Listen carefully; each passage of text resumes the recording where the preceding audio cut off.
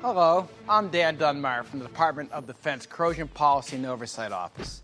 And this office directly reports to the Undersecretary of Defense for Acquisition, Technology, and Logistics. Hello. Today, I would like to give you a general overview of the statute that governs the Department of Defense's Corrosion Prevention Program. We are looking into the specific aspects of law managing the corrosion initiative.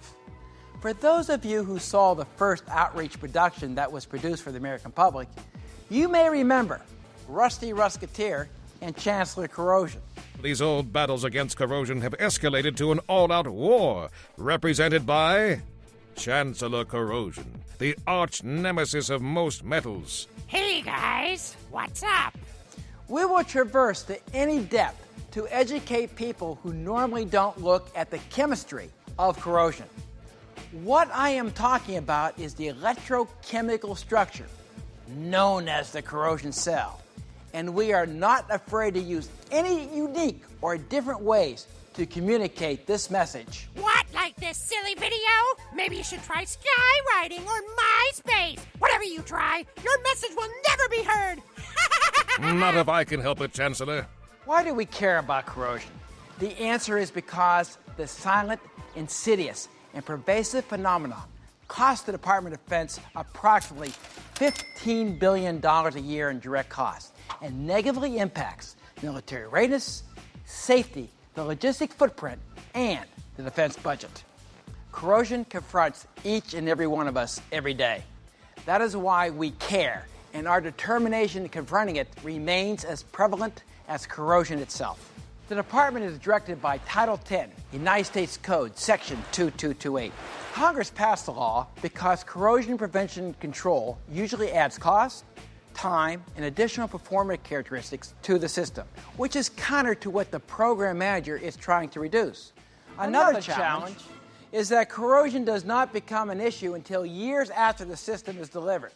Therefore, corrosion prevention has been traded off early in the system development to the detriment of the logistician who has to maintain the system.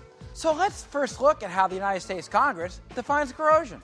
The term corrosion means the deterioration of a material or its properties due to the reaction of that material with its chemical environment. Well, the atmosphere that we breathe with every breath is a chemical environment. So it means everything. The terms military equipment and infrastructure are also defined in Section 2228. The term military equipment includes all weapon systems, weapon platforms, vehicles, munitions, and all item components. Quite an equipment list. The term infrastructure includes all buildings, structures, airfields, port facilities, surface and subterranean utility systems, heating and cooling systems, fuel tanks, pavements, and bridges. So now, let us look at the details of what the law directs the Department of Defense to do about corrosion.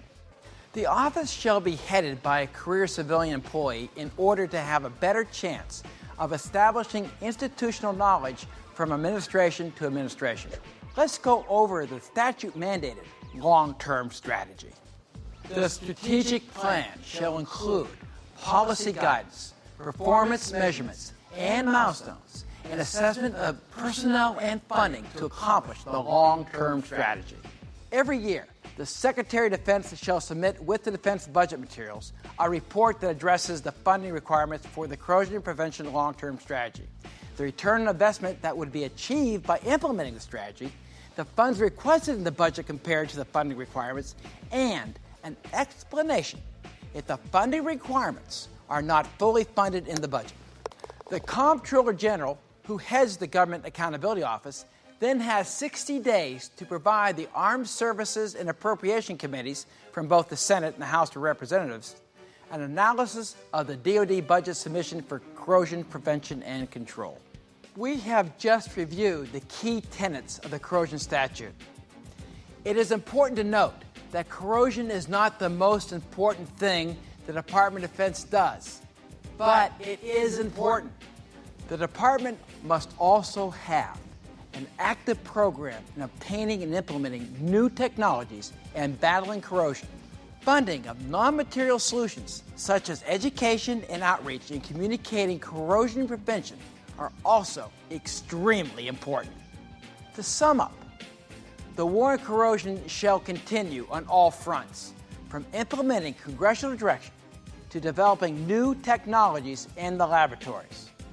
I hope you gained a better understanding of the corrosion statute, what it entails, and what the DoD is mandated to do to combat corrosion. Once again, thanks for watching, and remember, rust never sleeps.